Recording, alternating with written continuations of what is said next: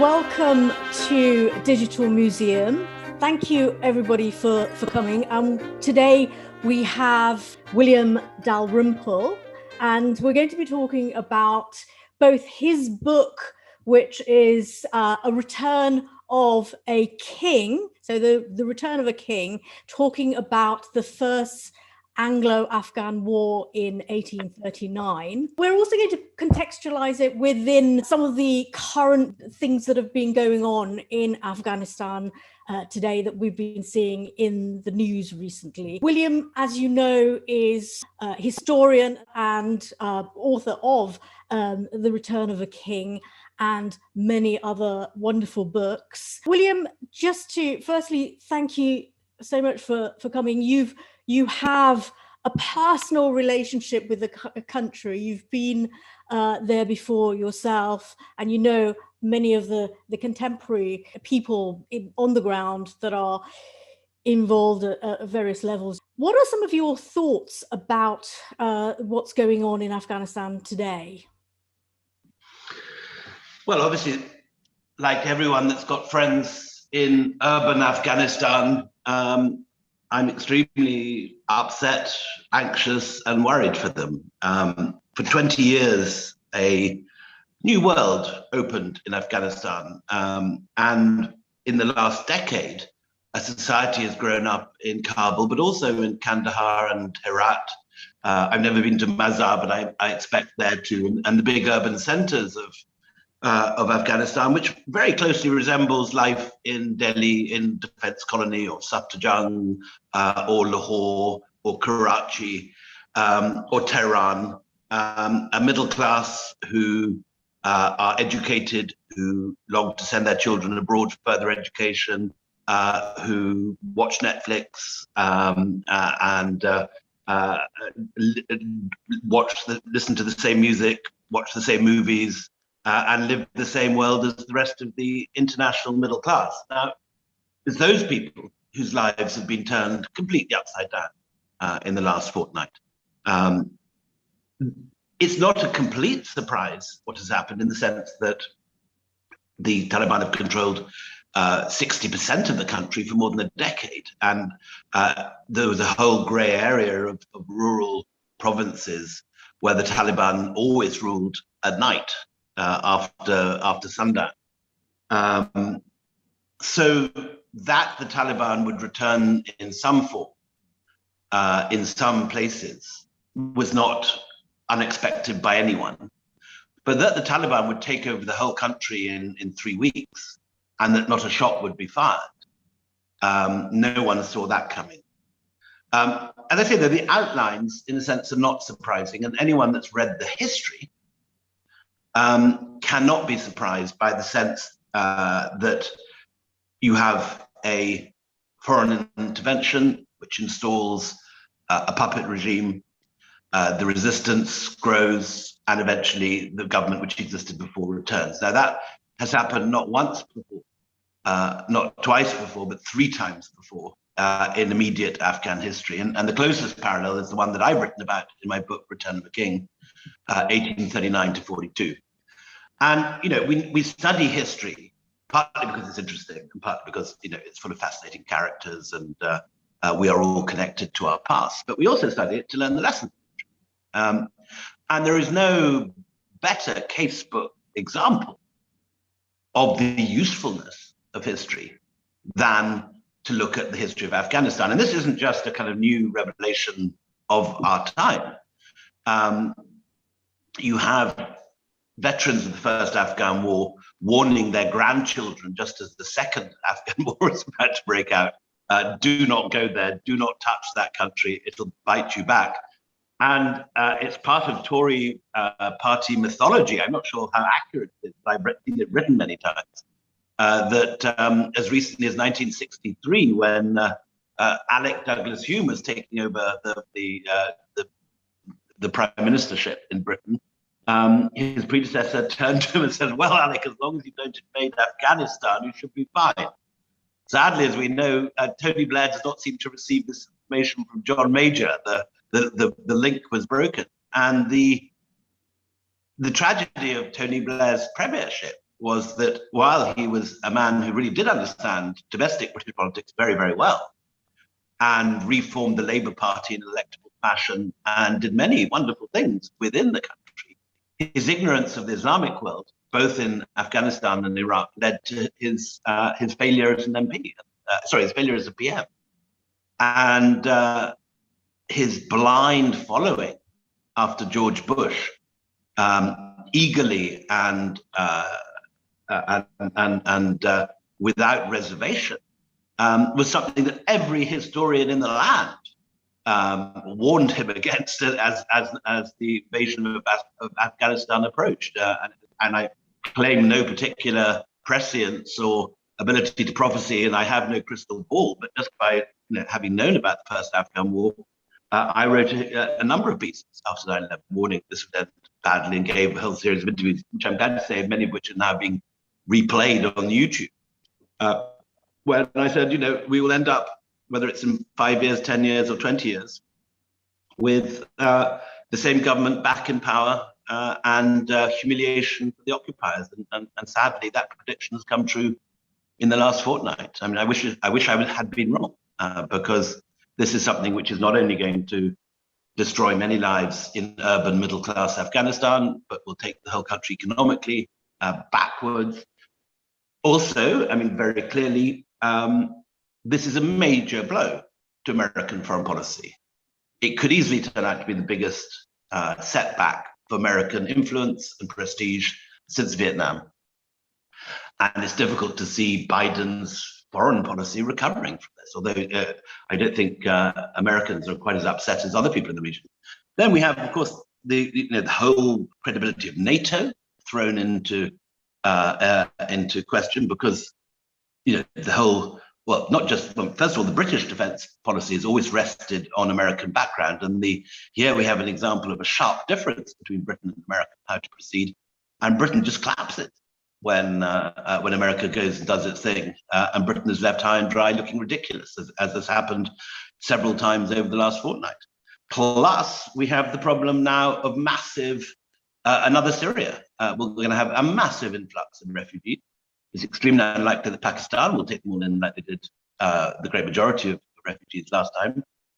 Iran has a very poor record looking after Afghan refugees, and there's a deep racism that Afghans suffer in Iran. I remember in 1986, on my first trip to Isfahan, seeing two Afghans being slapped around.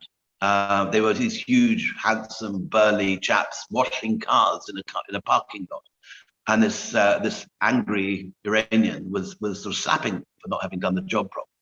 And there's a lot of that going to go on. Turkey's announced it's blocking its border. The further fence has gone up in Greece. So there's going to be an awful lot of starvation, suffering, and that's even before we know the full extent of what this Taliban government may be capable of. Are we going to return to public executions? Will women actually be allowed to operate in reality in professional jobs in Afghanistan? There have been mixed signals so far.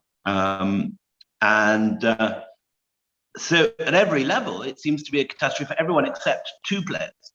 One is Pakistan, who have trained, armed, and funded the Pakistan since 2001. It's it seems to be a very, very foolish policy, because what's going to happen now is that a lot of the, although Pakistan is rejoicing, Imran Khan famously said this is the end of the shackles of slavery. What has also happened is that all the prisoners from the Taliban Pakistan have been freed from Afghan jails and are now out on the loose again. And as everyone has been warning the Pakistani for many years, if you raise vipers in your backyard, you'll end up getting bitten. And I'm absolutely sure that we'll see attacks on regions like Swat and Chitral and maybe deeper into Pakistan. So I think the Pakistanis are extremely foolish to rejoice in this. And although it's a short-term victory over their rivals in raw and Indian intelligence, I think it's a very foolish thing. The only long-term winners, possibly, I suspect, maybe the Chinese, who, as usual, are playing their cards very, very carefully and very well. We've seen a major Taliban delegation to Beijing a month ago. And instantly, within the last fortnight, when everyone else has been scrabbling around in chaos, the Chinese have announced the resumption of copper mining at Mezainik, which is this spectacular Silk Road, Gandharan era, Kushan era Buddhist site built on top of a copper mine, which contains the largest copper deposit in Asia. Plus, the Chinese announced yesterday that they are signing further contracts for other mineral extractions, such as lithium and rare earths. So I think, looking from the long lens of history, I'm sure this will be seen as a further evidence of American decline and the decline of the West in geopolitics and in economics, and further evidence of the rise of China. 20 years ago, we used to think of the rise of the East, and we used to talk about India and China as being equal gainers in the share of the world economy. But tragically, in the last 20 years, that simply hasn't happened. We've seen India grow very fast at various times, but it has lost the race with China in every conceivable form. And there's no comparison now between the size of the Chinese economy and that of India, or the relative sophistication of research and scientific power, and also military power. The Chinese have continued to pose a major strategic threat to those they perceive as their enemies. So I think, it's very difficult to be anything except extremely gloomy about this. But was it foreseeable? Not the detail, but an outline completely. Are you as gloomy as somebody like Anne Applebaum? She wrote recently in The Atlantic. She almost painted, but she not necessarily with the words that I'm using, but she almost painted a world where now America is completely finished, and that South Korea, it puts even countries like South Korea and Germany and Poland in peril. No, I'm not that gloomy. I think if you look at the relative figures of the world economy, the American economy is still quite substantially, I think it's still a third larger than that of China. And America does have a very sophisticated network of alliances and diplomacy, and the State Department is a very smooth operation. So it's not all over, but this is a massive setback in credibility. And it also, of course, raises the question of how far America itself wishes to engage with the rest of the world, because this is basically in a continuation of Trump policy of America first and America. I mean, there's always been this tension in American foreign policy between isolationism and an engagement with the world. And the world complains whichever America does. When America sits at home, I think that's what we've all known about it. Yeah. And when America intervenes, we moan even louder. So I can understand Americans are frustrated in this. I got the feeling that that's what she was alluding to. Now coming back to your book more closely. I mean, your Return of a King. Return of a King, which just happens to be by my side. Yes, and which is also part of your company quartet. Lightweight format of the company quartet, available at all good bookshops, labs in the UK. Yes. Well, I mean, the thing that strikes me and other people who've read the book is that I mean, there are a lot of parallels. I mean, it's not exactly the same, but there are a lot of parallels and a lot of lessons to be learned. But also, your I mean, you use sort of scholarly historical papers, letters, and also you quote poetry as well to conjure the image fully of some of the thoughts and processes that are going on, not just within the English side. So you quote the Akbarnama, for example, quite a few times throughout. Very oddly, this should not be the case. But this is the first history of the First Anglo-Afghan War which has bothered to use Afghan sources. And when I embarked on this project, it was only a very strong intuition that all Muslim countries at this point had a strong historiographical tradition, because not a single printed source in English indicated any Afghan sources for this war. It turned out, of course, that not only were there numerous and fantastic Afghan sources for this war in Dari, that they also existed from every conceivable angle in almost every one of the separate resistance leagues, because then, as now, resistance was organized on a tribal basis. Everyone has their own version of the story, which puts their own tribal leader at the forefront. And they're quite different from each other. And, you know, if you were writing a history of the Second World War, if you were Anthony Beevor setting off to embark on a massive project like that, there's absolutely no way that anyone would conceive of writing the history of World War II using only British sources and having a book entirely about Spitfires, D-Day, and the Battle of Britain. You'd, of course, as a matter of course, use the many archives of the German Wehrmacht and the Luftwaffe and the Japanese imperial archives and so on and so forth. The Italian, you know, the whole nature of this project would by necessity involve a world of different languages.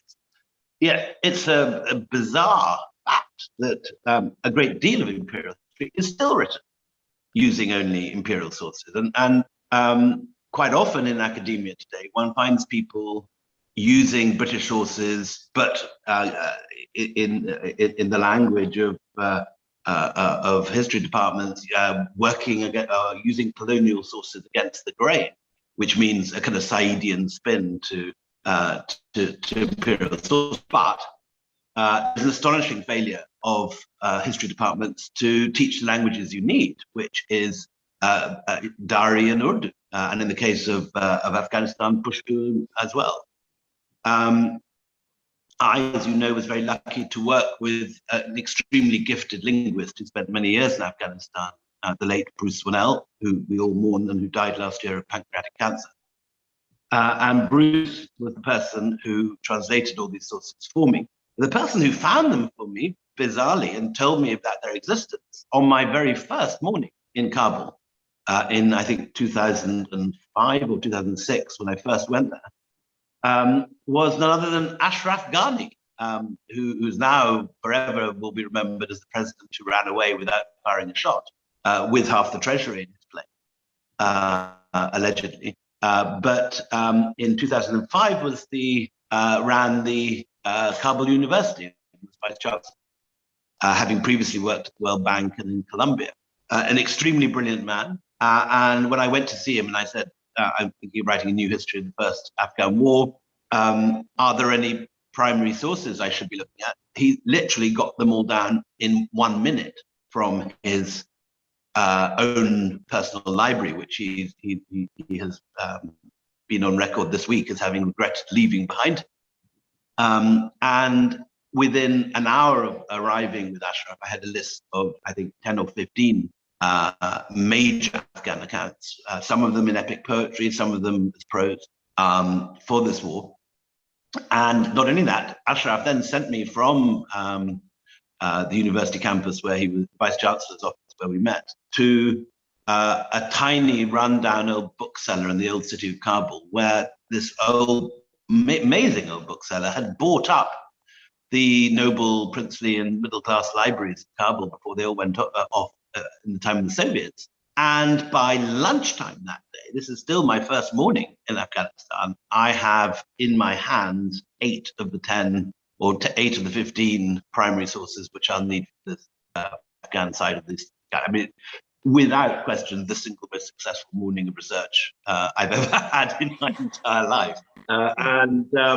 You mentioned in your account the Akbarnama, which I use. The Hestat is, of course, not the famous Akbarnama, but this is another Akbarnama, 19th century one, by Maulana Hamid Kashmiri.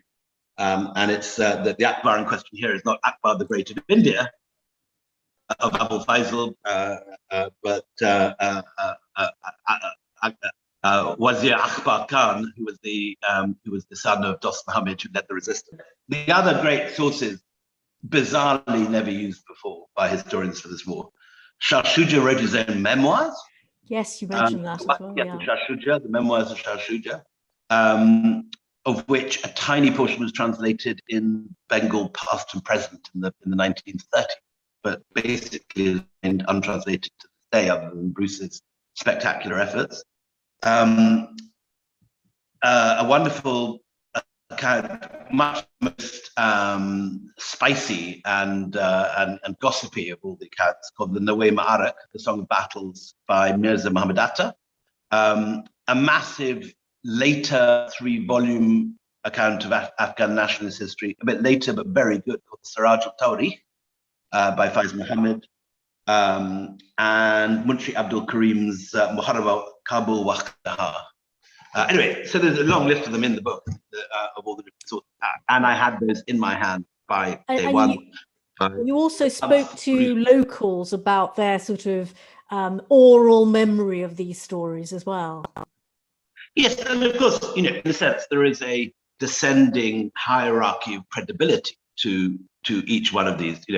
A first-hand prose account written by a participant has a large measure of credibility, in the same way that the original Babur-Nama or so on does do. An epic poem written at the time, but in a sort of Beowulfian mode or a Homeric mode, which talks up the heroism of its central character, has some insight, but maybe can't be relied on its own a whole truth. And then oral history is interesting in itself, but is unlikely to. I found, for example, that there were many oral memories in the countryside that people would tell you very excitedly about how their great grandfather had done this, that, and the other. But it quite often muddled 2 or 3 different Afghan wars together. So, the Battle of Maiwand would turn up in the middle of the account of which is from the Second Afghan War, but would turn up in the middle of the account of the attack on the last troops of Gandhar, which was the final moments of the First Afghan War. So oral history obviously has to be treated with enormous, it's interesting what is remembered, but it's can't be relied on as an accurate account. There are some very credible, particularly I thought Mirza Atta's account was an extraordinarily, the spicy gospel one, although he loved, for example, when Burns is killed, the Ma'arak puts him in bed with 2 Afghan women, and one of whom is the mistress of Abdullah Khan Achakzai, who leads the resistance, and it's full of wonderful lines like Alexander Burns, says Abdullah Khan Achakzai, has ridden the donkey of desire into the field of stupidity. And there's lots of that sort of thing that goes on in these sorts. Anyway, they are, to answer the question, there are rich primary sources in Afghanistan which can be harvested very usefully to write a history of the First Afghan War. And Return of a King, weirdly, is the first time that any English language account is used. And when we look at things like, the fact that, Shah Shuja was clearly a deluded person with grandeurs of his own, grandeurs of his own illusion. So, but the East India Company seemed very intent on putting him back on the throne, as they saw it, and wanted to ignore Alexander Burns and what he was telling them on the ground, and with a closer relationship with Afghanistan and with a better understanding on the ground. And yet he was being constantly ignored, and his writings were being altered. So it's not quite fully dodgy dossier, but it was if you could elaborate a little bit further, because it is, to us looking at it now, it does seem incredible the extent to which they went out of their way to ignore somebody who knew what he was talking about. And that perhaps requires a longer answer, and this is why we all value the digital museum with its long format, wide angle ability. So who was Alexander Burnes and what was he up to? So the background to the First Anglo-Afghan War was the fact that the East India Company was moving very rapidly north and west through India in the early years of the 19th century. And at the same time, the Russians were moving south and east. And anyone sitting in the Gentleman's Club in Pall Mall or its regimental mess in St. Petersburg could see on the map that these two empires were converging on the Hindu Kush. But the reality was that in the 1830s, they were still thousands of miles apart. The Russians were at the Orenburg line, which was north of modern Uzbekistan and Tajikistan, north of Bukhara, Khiva, Tashkent, and these Samarkand and these great caravan cities. While the British East India Company was not even in the Himalayas. They'd only just in 1815 taken the former Gurkha territories, which gave them access to the hills like Simla and Mussoorie and places like that, Nainital. And between the Satluj and Afghanistan lay the entire empire of Ranjit Singh, which was one of the most lively and vibrant military powers of the time. So they didn't even border Afghanistan, never mind Uzbekistan, never mind Russians. So there's a huge gap between the East India Company and the Russians. Nonetheless, an anxiety grows, particularly in London, that the Russians can somehow penetrate these mountains and make the discontented nobles of India rise up against them. And with a view to sniffing out that sort of activity, Lord Ellenborough, the Foreign Secretary, sends off British spies in the Himalayas.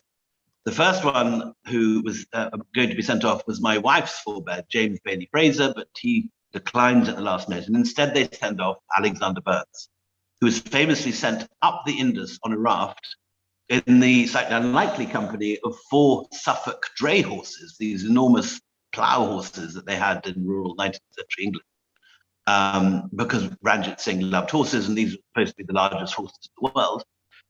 Small elephants, he called them when they arrived in Lahore. And also, even more bizarrely, a carriage that had formerly belonged to the Lord Mayor of London.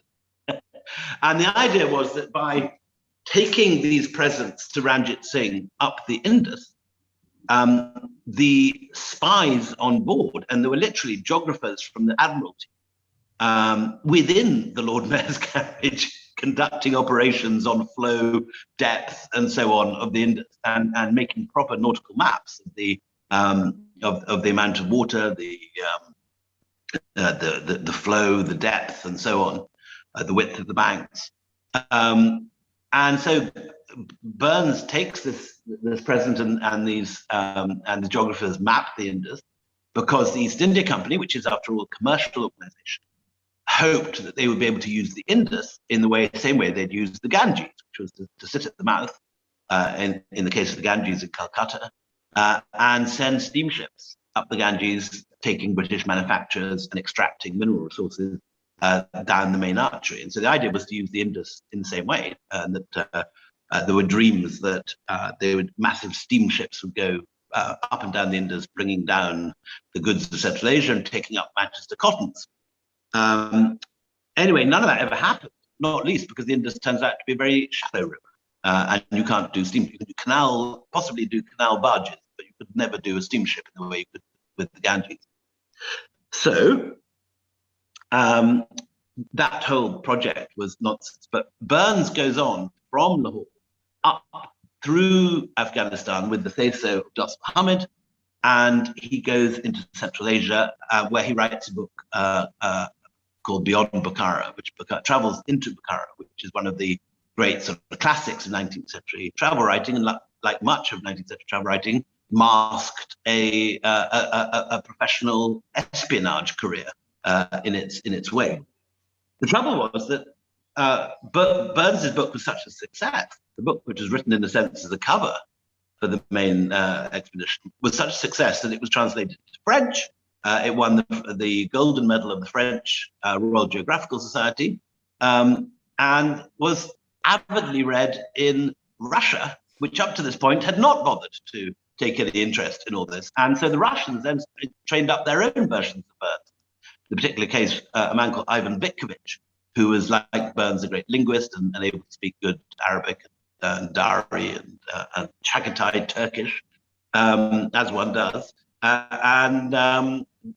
So what you actually have is the British creating the monster they fear. There were no Russians in Afghanistan until the British drew them there by looking for them. You can draw a direct parallel with what happened in Iraq. There were no Al-Qaeda in Iraq because Saddam Hussein was a Ba'athist and hated Islamists and used to torture them and string them up. Now, after worrying that Al-Qaeda was in Iraq, the Bush regime created in exactly the same way the monster they feared. Anyway, so through all this, Burns's personality triggers off a reaction of its own. Not only does he encourage the Russians to begin poking around Afghanistan, he also causes his superiors in the East India Company service to reject his findings out of professional jealousy, as they don't want this glamorous 20-year-old being listened to over their own expertise of many years. So the more that Burns says that Dost Mohammed is a friend of the British who can be trusted, the more the professional intelligence, particularly Claude Wade, who was basically the espionage chief sitting in Ludhiana sending agents to Central Asia, the more that Claude Wade undermines Burns and says that no way can Burns be trusted. Burns is totally unreliable. What does Burns know? He's only a dumb 20-year-old stripling. Take it from me, Governor General, Dost Mohammed must go. And luckily, Wade has in his pocket the very man to replace Dost Mohammed, who is his predecessor, Shah Shuja ul-Mulk, chief of the Popalzai, grandson of Ahmad Shah Durrani, and the former king of Afghanistan, who's now living in reduced circumstances in Ludhiana on a pension given to him by Wade, and not in a position to say no.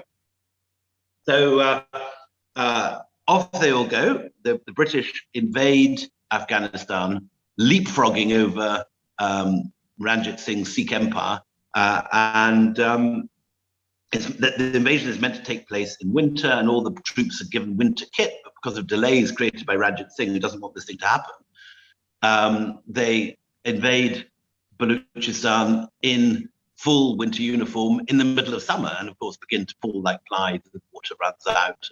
They expire from the heat at the most inappropriate time to invade any country in the middle of the desert heat. Imagine going through the desert in May in full East India Company uniform with your pack and your weapon and everything else. A third of the troops expire or are invalided out. Meanwhile, the officers are traveling in great style. There are 26 camels per officer carrying their mess kit and all their uniforms. There are, I can't remember, 10 camels carrying cheroots, 5 carrying eau de cologne. And the only thing they don't have is a map, because there isn't one. So there's a lot of sort of, where is Afghanistan? Go straight, sir, go straight. And of course, they get massively lost. But by sheer perseverance and surprise, they appear outside Kandahar 6 months later. And everyone can't believe they've made it through the desert in summer. No one's expecting them. And they take Kandahar without a shot. Then they take Ghazni. Then they take Kabul, exactly as the Taliban have done in the last fortnight. And not a shot is fired. They march to Bala Hissar. They install Shah Shuja. And they proceed to shoot duck. They have brought foxhounds with them, as well as their cheroots and eau de cologne. And they race foxhounds. Lady Sale appears with her grand piano, which has been brought on the back of camels or elephants or something, and they proceed to behave as if they were in the plains of Bengal rather than in the highlands of Afghanistan. But there are now 25,000 single men in the cantonment outside Kabul, and inevitably more and more Afghan women begin to drift out there at night and come back a little bit richer.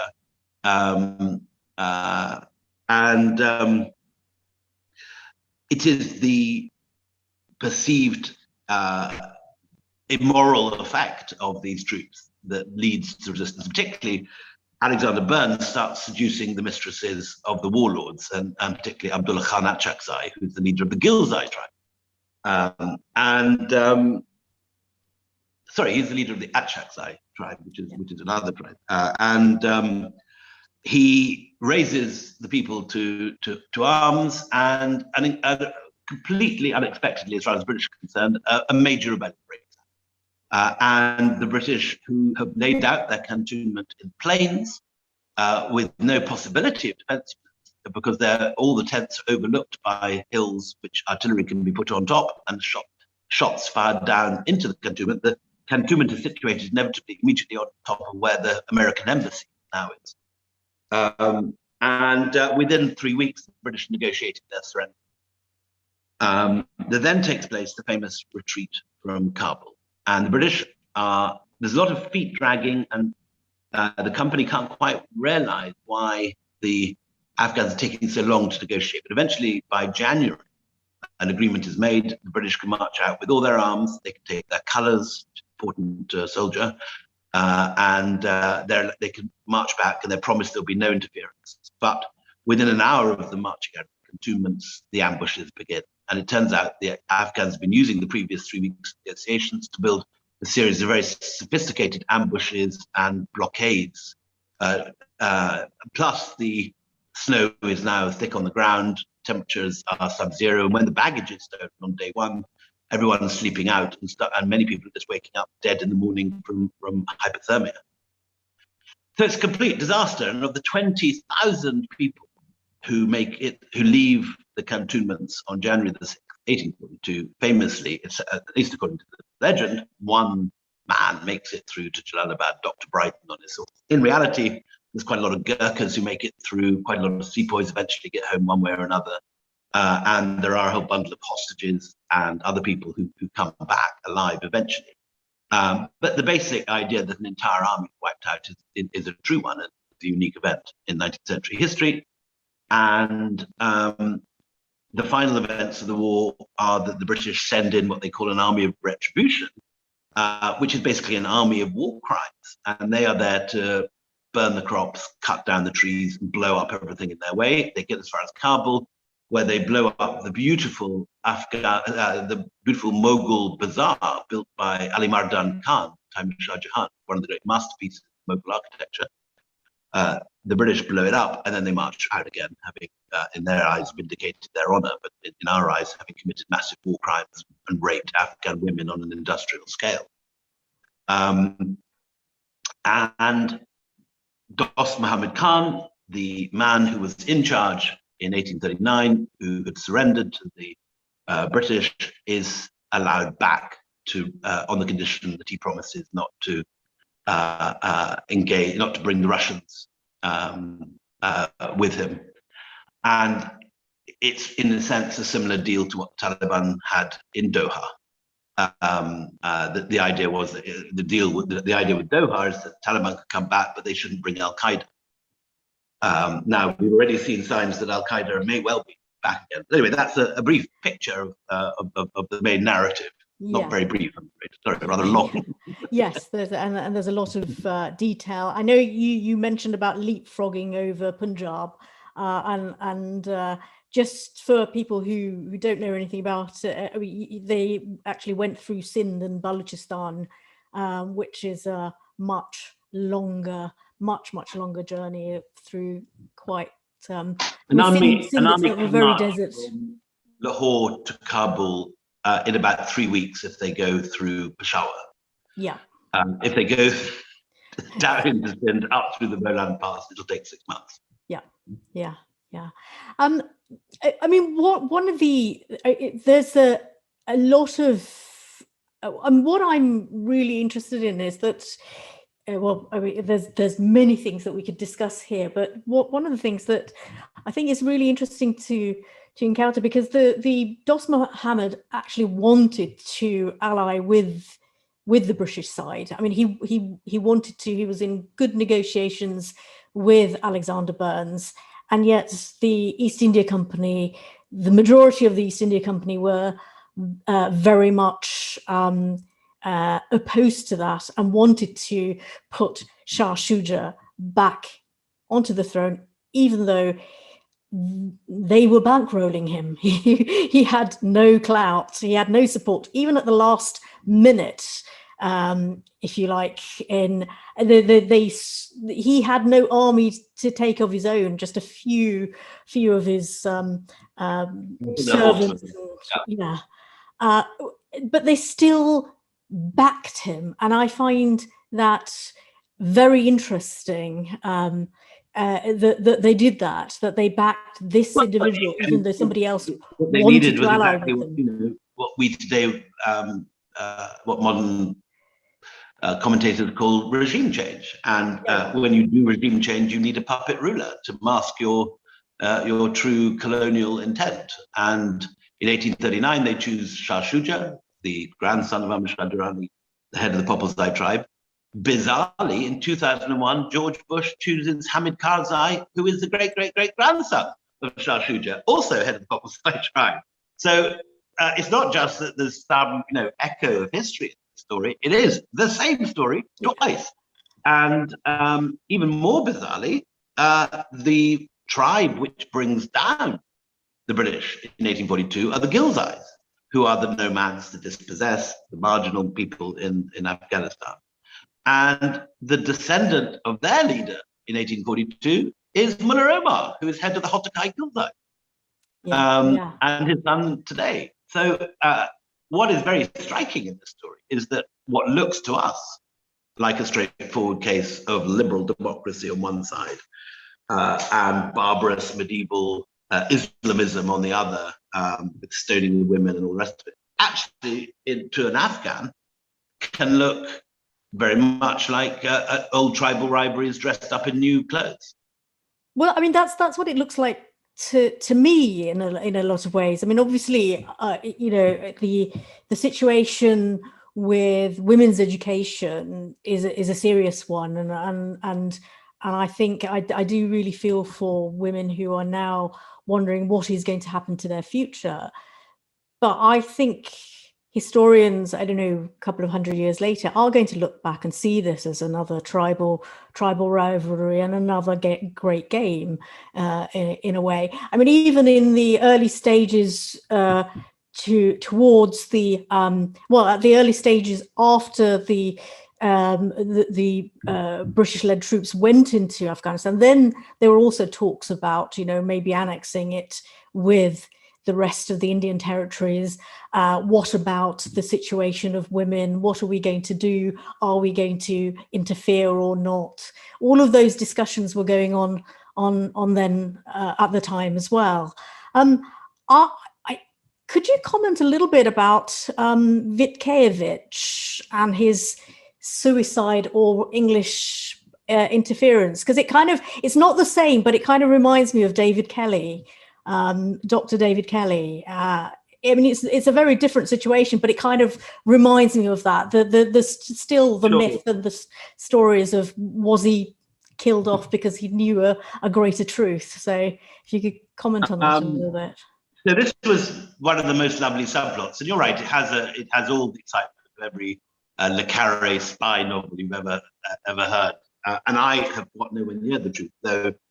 Again, managed to find a whole load of Russian sources which had never been translated before, and which we used to tell his element of the story.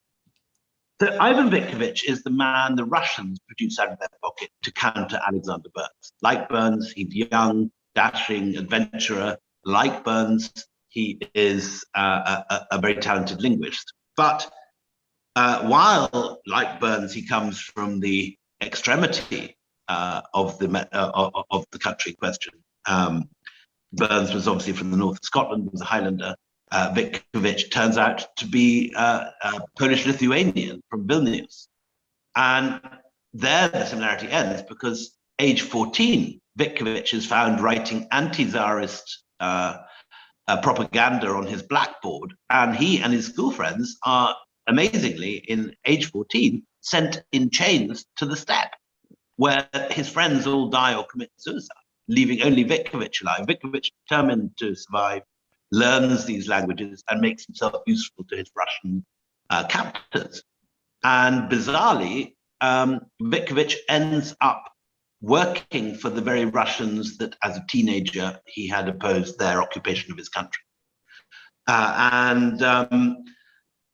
He is sent out to unravel Burns's espionage network, which turns out to be much easier than he expects, because within a day of arriving in Bukhara, he just asks around in the caravanserai who's the British news writer, and everyone points him to a particular carpet dealer. So yeah, instantly, Vikkovich has great success unmasking the British intelligence, they're called, in the various caravan towns that Wade is sent out at great time and expense. Then in Kabul, there is the extraordinary British deserter called Charles Masson, or rather his real name is not Charles Masson, but Charles Masson is his assumed name after he deserted the company and walked into Afghanistan. And Masson has become rather a celebrity in India now, because he's sending Gandharan and Kushan coins to the Royal Asiatic Society in Bengal, where they're being translated by my great-great-uncle James Prinsep. And these coins turn out to be the Rosetta Stone for Brahmi and Kharoshthi, which allows, in time, Prinsep to read the ancient Ashoka pillars and rediscover the existence of Ashoka and re-establish the truth which had been forgotten in India, that the Buddha was an Indian, based in Patna and born in Lumbini, currently in Nepal. So Masson has been blackmailed. Once Wade discovers that Masson is a deserter, he blackmails him to become intelligence too. Vikkovich arrives in Kabul and immediately unmasks Masson as a spy as well. So this guy successfully rounds up all the British, or certainly unmasks the British spies and makes the Afghan authorities aware of who they are. He then tries to promote a diplomatic deal with Kabul, which is signed, but it's only a diplomatic deal. It's not as if the Russian troops are going to suddenly move in, or something, just a treaty of friendship. But this is enough in the eyes of the East India Company to trigger the invasion. And for reasons we don't entirely understand, Vikkovich goes back to St. Petersburg and shoots himself in a hotel room. Was it that his expedition had failed? Was it that he was working for the people he hated? And he felt ashamed of himself, and in a moment of dark depression, saw himself as a traitor to his younger self? We don't know. His letters were destroyed and burnt. We have a few early letters from him, which are used in the book, but for the vital question of the suicide, we have no sources from him. We have other sources. We have eyewitness accounts of the person who discovered the body and so on. But anyway, but it is, you're right, like David Kelly, it's a suspicious suicide. So yet another bit of colour in this extraordinary story. And when I was writing Return of a King, I just found over and over again these wonderful tales beyond the central tale of the pride and pathos of a massive imperial invasion goes so horribly wrong that only one man escaped. But around it, these little subsidiary titles like Vikkovich, Burns, all this great game stuff. And then the parallels for the future. So I was a very happy bunny for 5 years researching this. And in the process, got to know not just Ashraf Ghani, who was very kind and gave me a lot of sources, but also Hamid Karzai, who read this book and then called me to Kabul one Ramadan. And we had a deal. And basically, I was given 6 nights to chat with him after iftar. And I would come into the ARG and I would have an interview, and he would tell me all about his time in the resistance, his fears and hopes and everything. And in return, he would ask me about 1839. And at the end of this, he then went off to the Obama White House. And I thought no more about this, so I noticed that Karzai's attitude to the Americans was hardening, and he was becoming more and more rude about Obama and the American presence in Afghanistan. But it was only a couple of years ago when WikiLeaks sprung, or now 5 years ago, when WikiLeaks sprung, that we discovered that Hillary Clinton certainly blamed his reading Return of a King. Yes, yes, I read about that. How can we stop him reading this book? Who is this Dalrymple? Why the hell is he changing his attitude towards us now he's read it? And the answer is Karzai, the direct descendant of Shah Shuja, did not want to suffer the same fate as his forebears. And certainly he's now in a situation where he now seems to be in dialogue with the Taliban. 10 days after the takeover, he's not strung up on a lamppost, he's not dead, and he's at large and in negotiation. He obviously hasn't got many cards in his hat, and the Taliban have all the aces, but he's there, and he chose to stay on, and you could say that he's learned the lessons of history taught by his forebear in Return of the King. Yeah. So it's a rare example in many cases where you actually have proof of a modern political reader reading a history book and changing his policy to make sure he doesn't repeat the errors of history. In the end, it hasn't made much difference because poor old Karzai is stuck in Taliban hands in Kabul, but he's apparently now staying with Abdullah Abdullah. Abdullah Abdullah, incidentally, has in his reception room, and I've seen it there. He's a man I've interviewed several times as well. He has the pictures drawn by the Delhi artists accompanying the Mount Stuart Elphinstone expedition to Peshawar in 1807 or 1809. I'm getting rusty on this. And the same artists that would later paint the Fraser album and become the great company school painters of Delhi, the family of Ghulam Ali Khan. And then I'm sitting in Abdullah Abdullah's reception room. So the echoes of history are palpable at every stage. Yeah.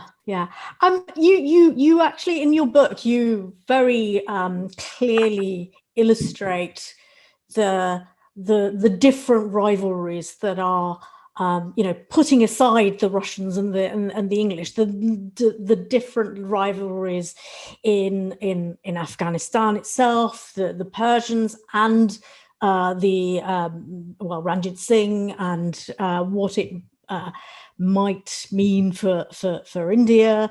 What do you think about the Taliban's ability now to bring the different tribal interests together in a unified country? This is the million-dollar question. I mean, the big difference between now and the first Taliban rule is that the Taliban this time not only have the whole of northern Afghanistan, they have Herat, and the only center of is the Panjshir Valley. Whether my friend Amrullah Saleh, who also read this book and gave a very fierce critique of it, the former head of the NDS, the secret police, whether he and Masood's son will be able to fend off the mass might of the Taliban is an open question. But they apparently have helicopters. They apparently have between 7,000 and 20,000 troops, and the Panjshir is a natural fortress. So we will see. We will see. I think so much remains unknown. I mean, the big other question, of course, is that are we witnessing a new Taliban? Are they different from the old Taliban? The signals are mixed. On one hand, they have promised amnesties. They have said that women can continue in education and in work, and they certainly have a very smooth PR team running alongside them. On the other hand, independent journalists have seen evidence of arrests, murders, torture already. Some women have been stopped working for their own safety, according to the Taliban spokesman. And we must protect our sisters, is the Taliban line. And certainly women presenters have been taken off state TV. My own guess is that this will be a sleeker operation than before. They clearly are more media savvy, and from the impression one perspective, they're more coherent. I mean, the understanding with I've read a lot about the Taliban and interviewed people and written about them. for years. And the understanding was that they were a very loose confederation, had no one leader, and were incoherent and ill-educated and primitive. Now, that's not the nature of the campaign we've seen in the last month. However, one may hate to admit it, this was a sophisticated campaign run like clockwork and succeeded in its aims with impeccable timing and efficiency. Now, whether that's the working of the ISI, whether they are coherent, or whether they just had a good stroke of luck, people will now be analysed. But my impression certainly is, on the look of it, outside, that they are more coherent and more disciplined than we imagined. Yeah. They're certainly more PR savvy. Will this translate into a more acceptable regime that is not barbarous in stoning women and preventing them from working? We can't tell. I mean, the signs are at best mixed and possibly ominous. I mean, I wouldn't want to be an urban, educated woman in Afghanistan at the moment. No. And the sheer number of educated Afghan women who have fled in the last fortnight is an indication that there's certainly well-founded fears. Incidentally, those of you who are listening who are going to be in London, we're having a Jaipur Literature Festival at the British Library between the 17th and 19th of September, and we're having a number of Afghan exiled journalists who have just arrived in Britain from Kabul on stage.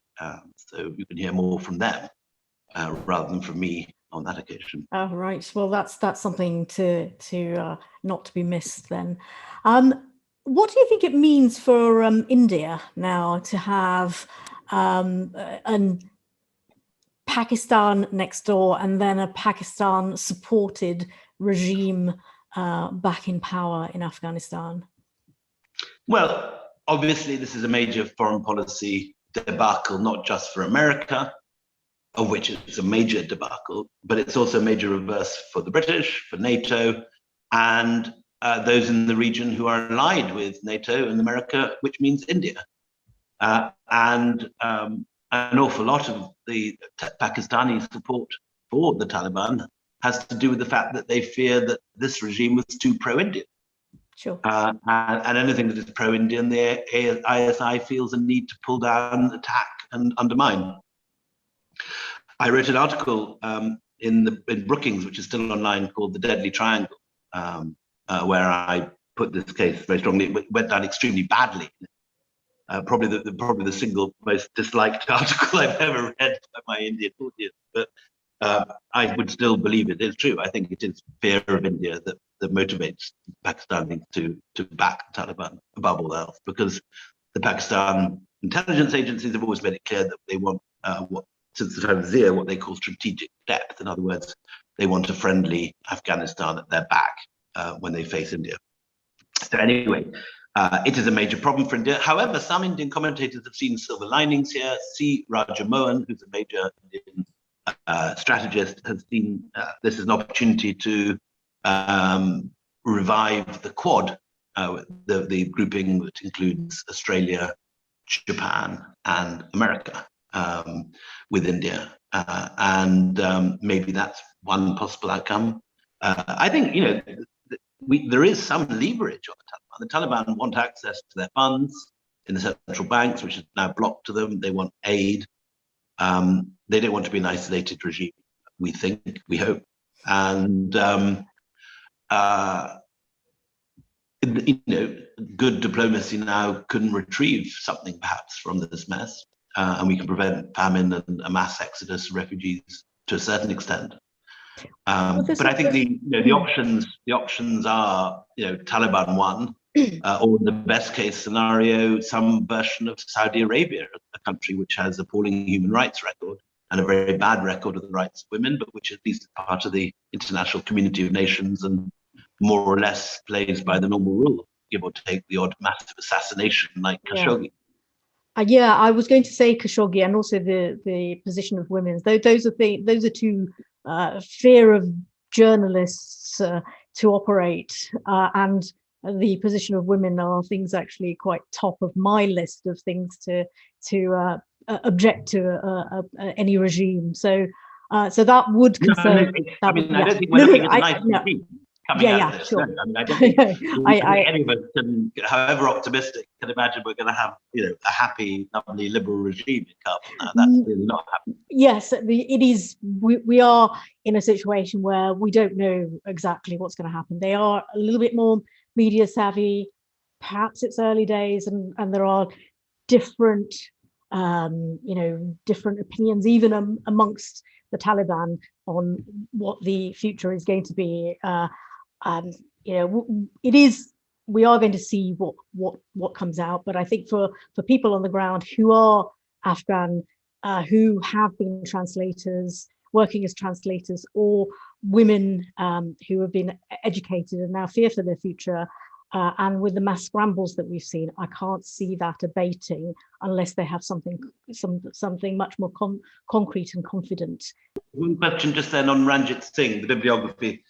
Two good books on Ranjit Singh, Patwant Singh and Khushwant Singh, both popular histories. There's a large scholarly set of books too, which you'll find in the bibliography of Return of a King. There's a full bibliography. Yeah. One question that I did have someone writing in before was about the financing of the Mujahideen and the Taliban. And so if you, I don't know if you want to comment on that a little bit. Sure. So most of what I know about the Taliban comes from reading Ahmed Rashid, who's written about the Taliban for many, many years and is probably the most established expert, and somehow is still alive in Pakistan despite having exposed his intelligence agencies activities over and over again. The Taliban were largely funded, sheltered, and armed and funded by the Pakistani ISI through a variety of sub-organizations that were kept beneath the radar and did not operate out of the ISI headquarters because the Americans had infiltrated that. They created a separate system, I think run by Pakistani Rangers, if I remember correctly, which specifically dealt with the Taliban, and it was outside the main office and body of ISI activities, and was sort of watertight from them, so that the Americans would not be able to penetrate. And Ahmed Rashid has a very good account of the setting up of that in Descent into Chaos. There's an even fuller and more amazingly well-researched account more recently by Steve Coll in Directorate S, which deals with this question directly. Also a little bit in Ghost, the previous book, which won the Pulitzer Prize. But more recently, I think the Taliban have had a lot of funding from opium sales. They run the opium trade, which they used to oppose, but now do not.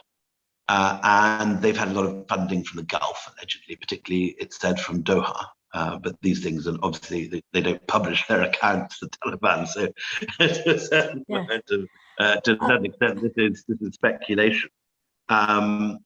But I would recommend anyone to follow this up to read Steve Coll, particularly Directorate. Yeah. Somebody had asked for a question to be answered, and that was actually Naomi, who would like you to connect her up with the Taliban leadership. Can you do that, William? Do you have the power?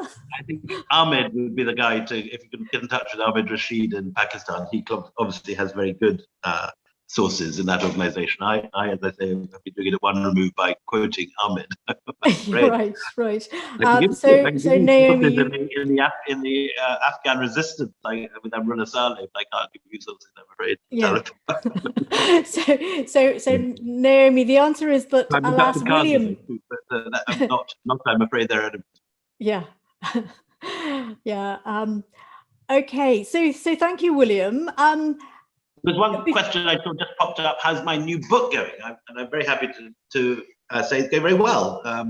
The Golden Road, which is a very different story from what I've been doing recently about Indian influence beaming out in the early centuries, BCE and CE, and which contains a great deal about Afghanistan, but it's a very different period during the Kushans and so on, is heading towards the end of the research phase. I hope to start writing in the new year sometime. Well, we'll have you back talking about that at some point. Hopefully being delivered this time next year or next autumn, and probably out by spring the following year. Oh, fantastic, fantastic. Well, we look forward to that. I must run. Thank you so much. Bye-bye, William. Have a great Bye-bye. rest of the day, and thank you so much. Okay, bye-bye.